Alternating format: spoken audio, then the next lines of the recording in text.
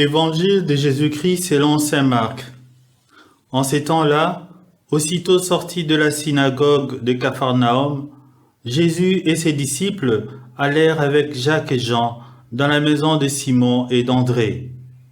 Or, la belle-mère de Simon était au lit. Elle avait de la fièvre. Aussitôt, on parla à Jésus de la malade. Jésus s'approcha, la saisit par la main et la fit lever. La fièvre la quitta et elle est servée.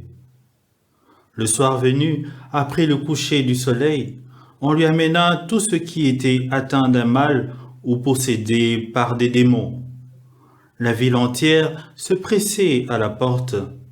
Il guérit beaucoup de gens atteints de toutes sortes de maladies et il expulsa beaucoup de démons. Il empêchait les démons de parler parce qu'ils savaient, eux, qui il était. Le lendemain, Jésus se leva, bien avant l'aube. Il sortit et se rendit dans un endroit désert. Et là, il priait. Simon et ceux qui étaient avec lui partirent à sa recherche. Ils le trouvent et lui disent « Tout le monde te cherche ». Jésus leur dit « Allons ailleurs, dans les villages voisins, afin que là aussi je proclame l'Évangile, car c'est pour cela que je suis sorti. » Et il parcourut toute la Galilée, proclamant l'Évangile dans leur synagogue et expulsant les démons. Acclamons la parole de Dieu.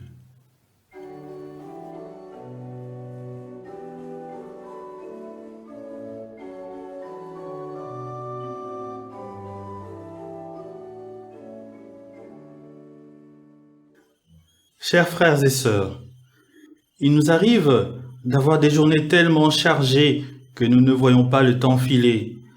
Les tâches se succèdent, les soucis de bien faire nous absorbent au point qu'on s'oublie soi-même. L'évangile de ce dimanche décrit une journée très chargée de Jésus. On le voit à l'œuvre. À peine sorti de la prédication et de l'exorcisme de la synagogue de Capharnaüm, qu'il enchaîne avec une guérison chez Simon et André.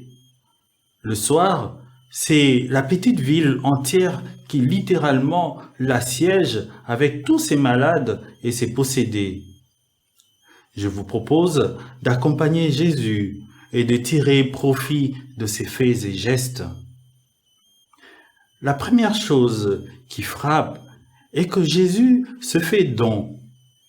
Dès son arrivée chez Simon, on lui apprit que la belle-mère de celui-ci était fiévreuse et alitée. Aussitôt, il partit la guérir.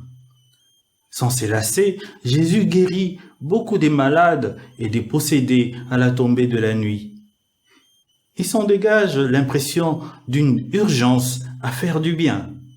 Jésus est ainsi occupé à répandre ces signes d'amour du Père pour l'humanité. Bien plus, il est empressé d'annoncer l'Évangile à un bien plus grand. C'est ainsi qu'il dit à Simon, « Allons ailleurs, dans les bourgades voisines, afin que j'y prêche aussi, car c'est pour cela que je suis sorti. » Luc les dit autrement en disant, « Car c'est pour cela que j'ai été envoyé. » Jésus apparaît bien comme le don du Père pour l'humanité. Sa mission, c'est sa personne.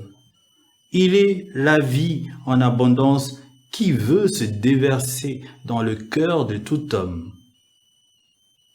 Le deuxième point est que Jésus fait preuve de liberté. Tous les malades et les possédés, nombreux étaient guéris ou libérés des mauvais esprits. Cependant, ils n'étaient pas tous guéris ou libérés. On s'attendrait à ce que Jésus, par souci de perfectionnisme, encouragé par l'effervescence et l'enthousiasme de la petite ville de Capharnaüm, reste dans cette petite cité pour continuer son travail. Cela ne fut pas le cas. Loin de sombrer dans l'activisme, Jésus s'écarte très tôt matin dans un lieu désert pour se ressourcer et prier. Il y puise ainsi la force intérieure qui le rend libre, qui le préserve de d'être grisé par sa popularité. Contre l'attente de Simon, Jésus décide de partir ailleurs. La liberté du Christ est une attitude qui montre son attachement et sa fidélité à sa mission. Le troisième point est le signe des guérisons et d'exorcismes.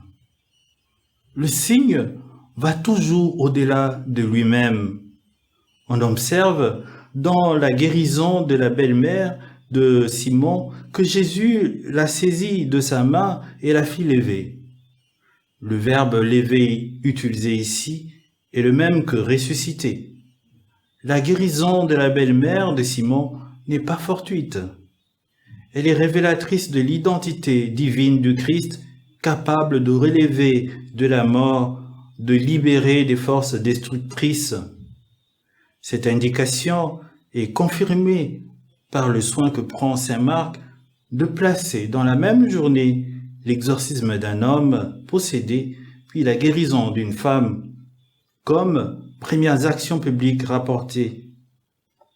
Comme si l'écrivain sacré voulait que nous percevions en Jésus, celui qui remodèle, initie une nouvelle humanité.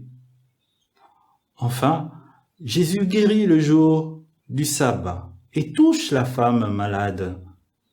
Des gestes apparemment proscrits par la loi de Moïse d'après l'usage de l'époque. Jésus se révèle comme le nouveau législateur. Il réinterprète la loi.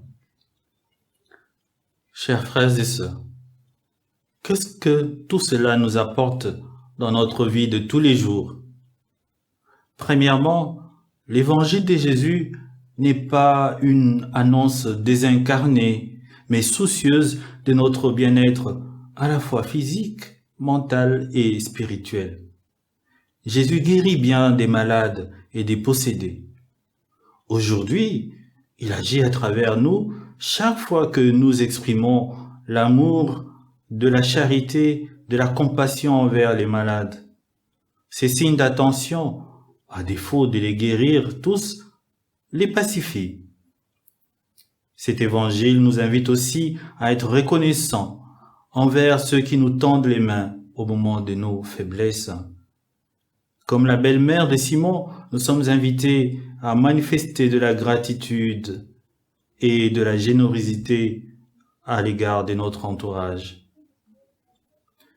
Deuxièmement, la peur, l'anxiété, la culpabilité, une faible estime de soi, les addictions de tout genre, l'amertume, etc.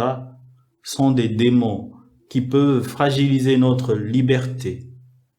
L'aide professionnelle ou amicale peut nous remettre sur pied.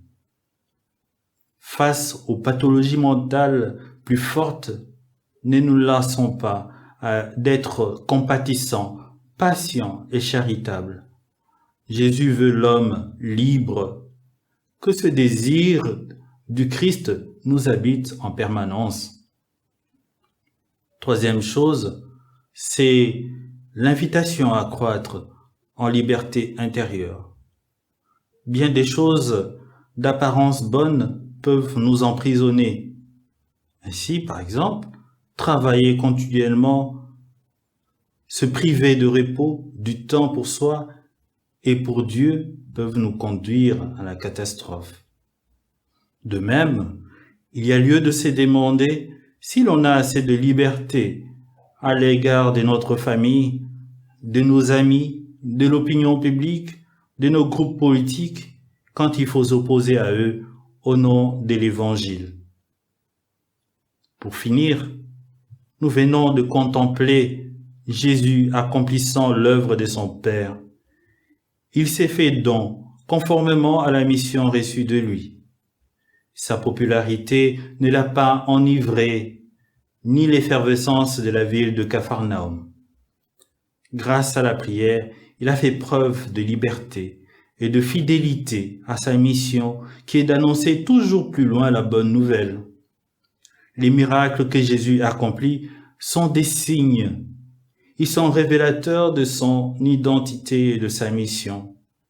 À nous d'imiter sa liberté, de continuer son travail de consolateur des affligés et des malades.